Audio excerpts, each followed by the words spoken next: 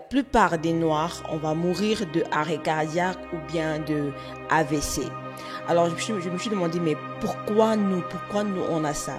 Ces derniers temps, j'ai remarqué qu'il y a beaucoup de personnes dans mon entourage qui ont eu des problèmes de AVC ou bien d'arrêt cardiaque. Et j'ai même expérimenté des décès. J'ai ma grand-mère qui est décédée de AVC. Il y a un monsieur que je connais très bien qui est décédé d'arrêt cardiaque.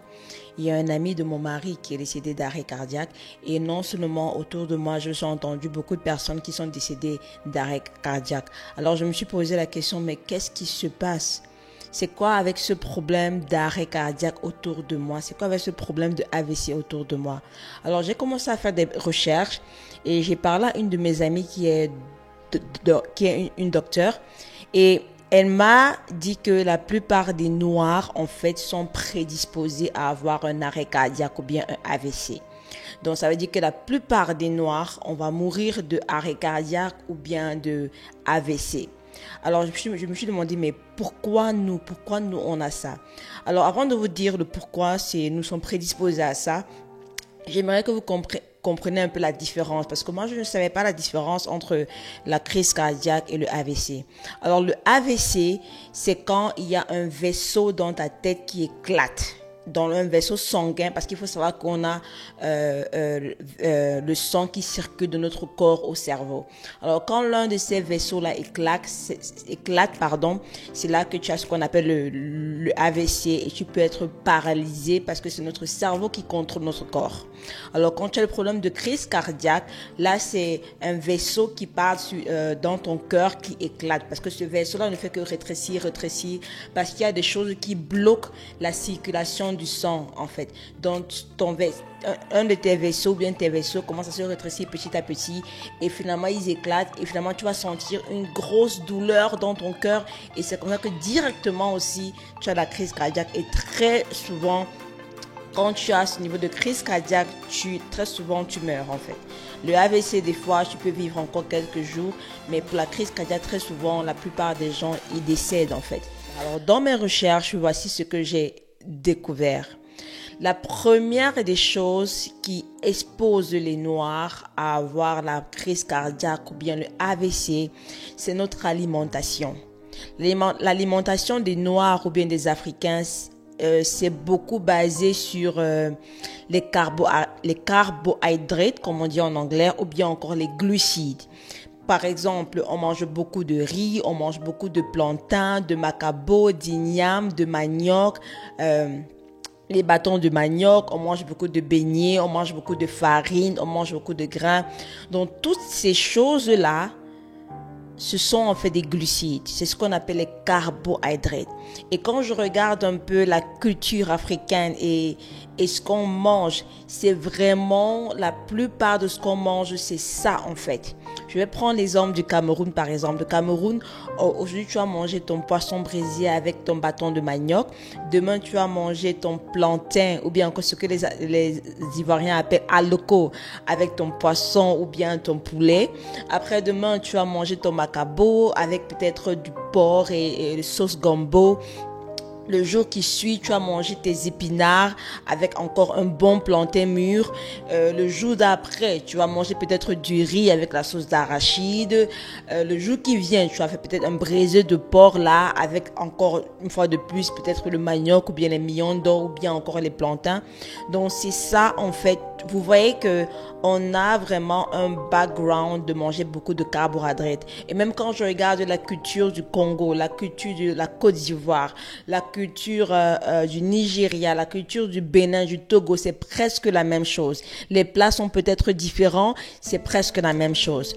Oui, il y a certaines cultures, je vais prendre par exemple, les Nigériens disent souvent qu'ils mangent beaucoup de légumes. Oui, ils mangent les légumes, mais à côté aussi, ils mangent beaucoup de glucides ou bien de carbohydrates. Il y a toujours du pain à côté, ou bien il y a toujours du riz à côté, ou bien il y a toujours du manioc à côté, et c'est en grande quantité.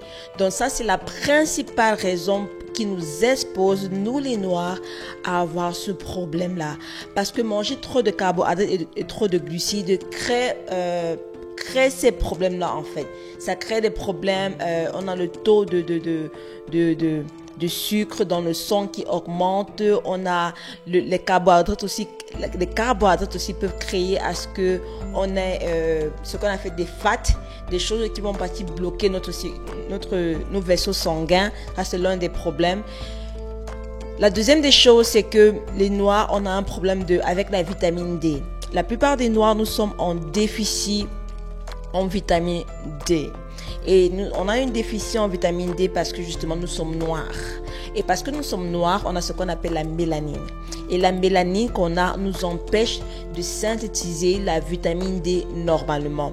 Même si en Afrique, certains Africains disent qu'on a beaucoup de soleil. Oui, on a le soleil, mais quand ce soleil-là nous touche, par exemple, ce soleil-là ne se synthétise pas, c'est-à-dire que ça n'entre pas dans notre sang ou bien dans nos cellules en fait.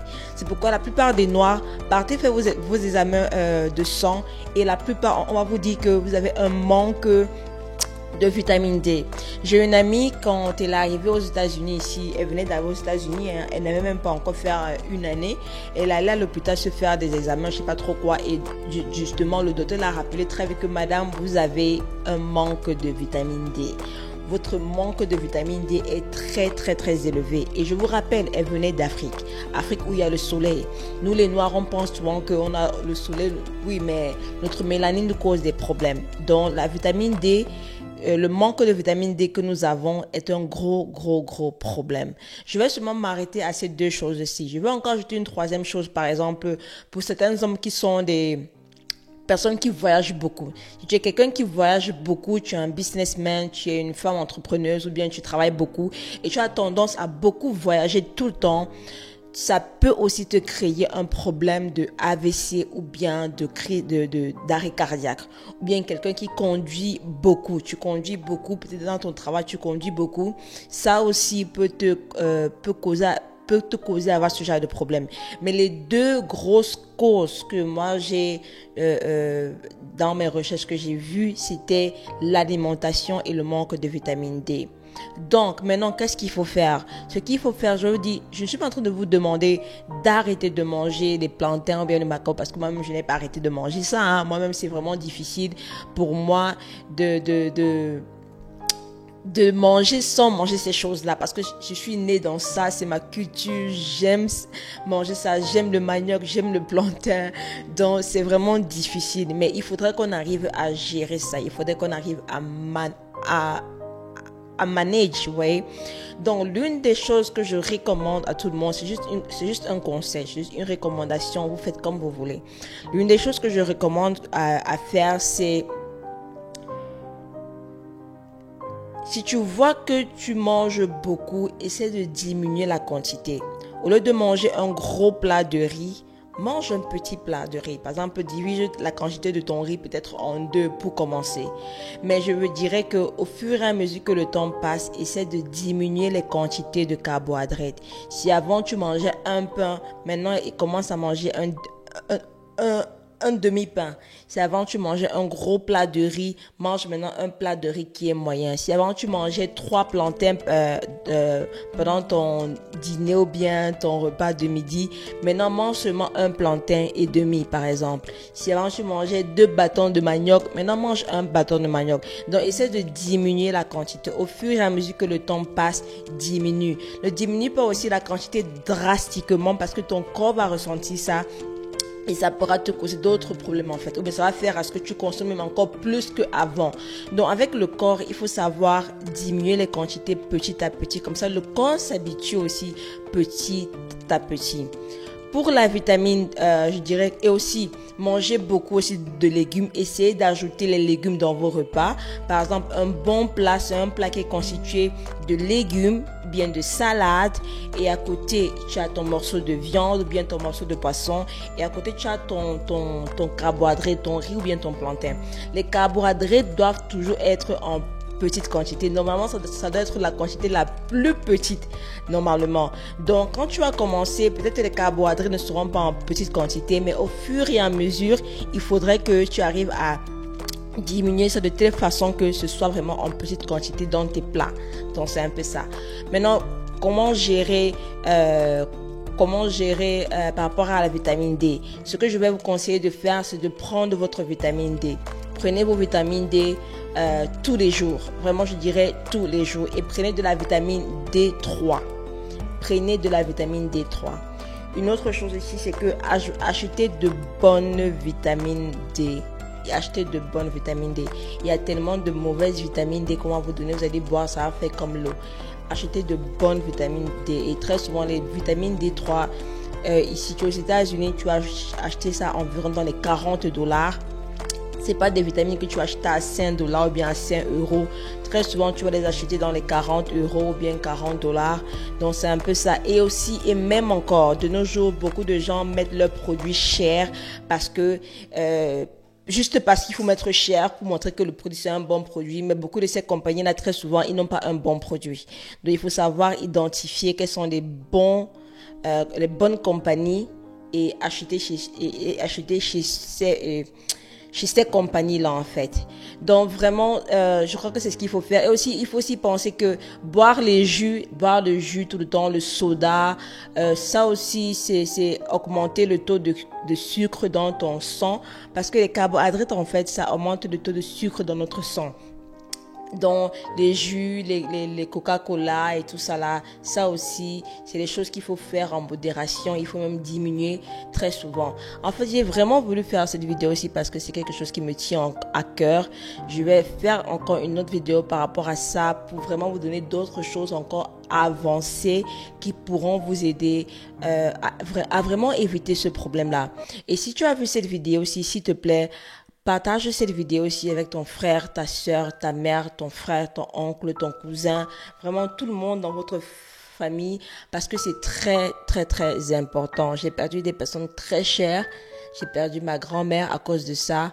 J'ai perdu des amis à cause de ça et ça me fait très mal. Je sais que certaines personnes parmi vous aussi, vous êtes dans le même cas que moi. Donc, il faut qu'on apprenne à gérer ça en tant que noir, en tant qu'Africain. Donc, merci encore et on se voit à la prochaine vidéo.